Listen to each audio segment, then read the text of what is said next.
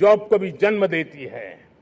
हमें green hydrogen, renewable energy, energy storage, green mobility, green manufacturing in global scale हमें पा करके रहना है।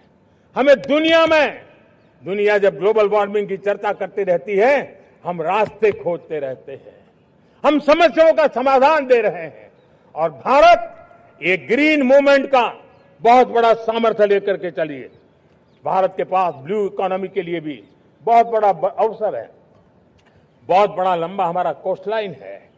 ब्लू इकोनॉमी के लिए बहुत बड़े अवसर है। फिशरीज है, कोस्टल टूरिज्म है, ओशन टेक्नोलॉजी है। ऐसे कितने ही क्षेत्र हैं जिसमें हम आगे बढ़ सकते हैं। मेरे प्यारे देशवासियों, भारत सप्तधारा की जब बात करके लेकर चला है, तब हमारी 7वीं धारा है और दुनिया के लिए इसका अपना भी एक महत्व है, और वो है भारत का सॉफ्ट पावर। भारत के सॉफ्ट पावर की ताकत है। आज योग ने पूरी दुनिया को भारत के साथ जोड़ के रखा हुआ है। योग दुनिया के लिए एक ऊर्जा बनता जा रहा है, भारत के लिए विश्वास का बड़ा कारण बनता जा रहा है। जिस भारत के पास आस्था के केंद्र हो, जिस भारत के पास आयुर्वेद हो, जिस प्रकार से भारत के पास होलिस्टिक हेल्थ केयर की व्यवस्था हो, हील इन इंडिया का मूवमेंट हो, हम दुनिया के अंदर हमारे सामर्थ्य को लेकर के जा सकते हैं। हैंडीक्राफ्ट हो, संस्कृति हो, हमारी फिल्में हो, हमारा क्रिएटिव वर्ल्ड हो, वीएफएक्स हो, हमारा एनिमेशन हो, हमारे गेमिंग हो, डिजिटल कंटेंट हो, क्रिएटिव वर्ल्ड के अंदर भारत अपना रुतबा दिखा सकता है। हमने उसको वैश्विक सामर्थ्य के रूप में विकसित करना होगा। आज भारत ने वेव समिट को एक बहुत बड़ी ताकत दी है। दुनिया धीरे धीरे भारत का ये जो world audio visual and entertainment summit है, उसकी राह देखता रहता है, और वो भारत के सॉफ्ट पावर को, भारत के क्रिएटिव दुनिया को परिचित करेगा। मेरे प्यारे देशवासियों, भारत के पास विशाल वन्य संपदा है। हमारे पास 100 से ज्यादा नेशनल पार्क है। क्षमता बहुत है, लेकिन विदेशी टूरिस्टों को आकर्षित करने में हम कम पड़े हैं। हमें मौका है हमारे सॉफ्ट पावर के माध्यम से दुनिया के टूरिस्टों को भारत के लिए आकर्षित करने का।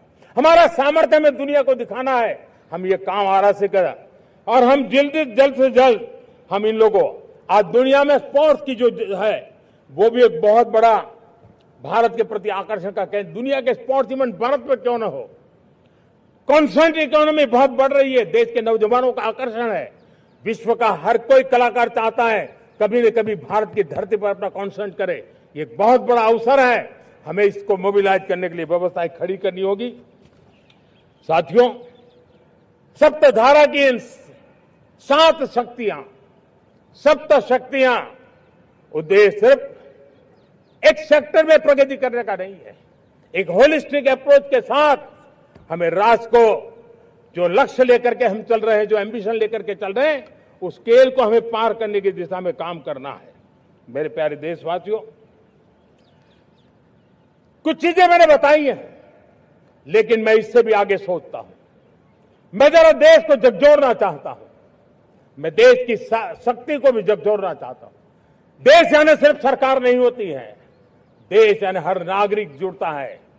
क्या हम सोच नहीं सकते कि फॉर्च्यून 500 की चर्चा तो बहुत सुनते हैं, आने वाले एक दशक में इन फॉर्च्यून 500 में 50 कंपनियां भारत की क्यों न हो, ये लक्ष्य हमारा क्यों न होना चाहिए।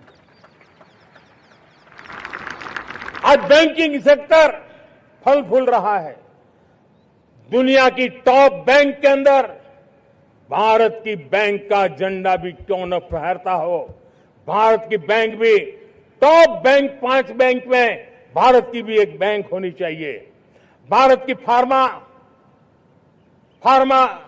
की दिशा में हमने बहुत काम किया है, लेकिन समय की मांग है कि दुनिया की 5 बड़ी फार्मा कंपनियों में भारत की भी 1-2 फार्मा कंपनियों का नाम गूंजना चाहिए।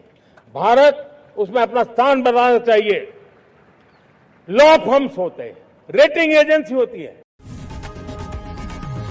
लोकशाही मराठी ऐका, पहा, जागरूक रहा.